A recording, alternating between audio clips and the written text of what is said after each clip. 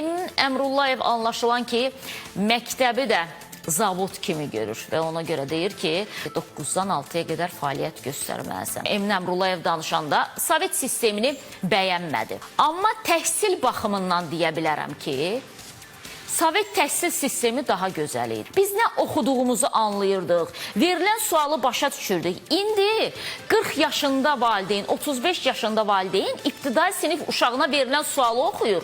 5 dəfə oxuyur, anlamır ki, ibtidai sinif uşağından nə soruşmaq istəyirlər burada.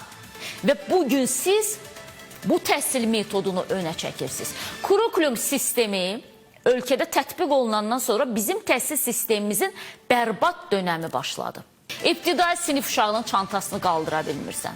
İbtidai sinif uşağı oturduğu yerdə yatan birisidir. Deyirsən ki, mama qurban, anan qurban sənə.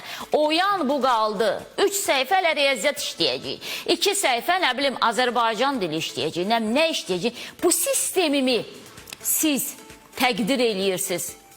Hörmətli İlim və Təhsil Naziri Emin Əmrullayev.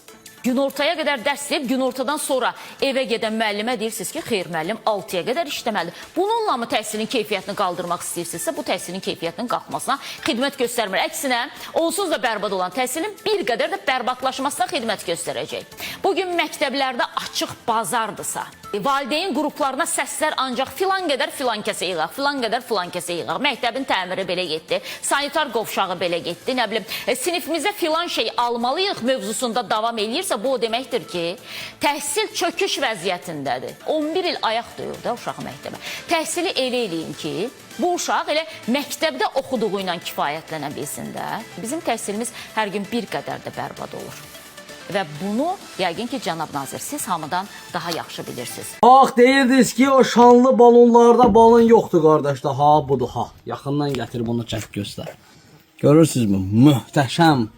Həm şanlı balımız, həm süzülmüş ballarımız var.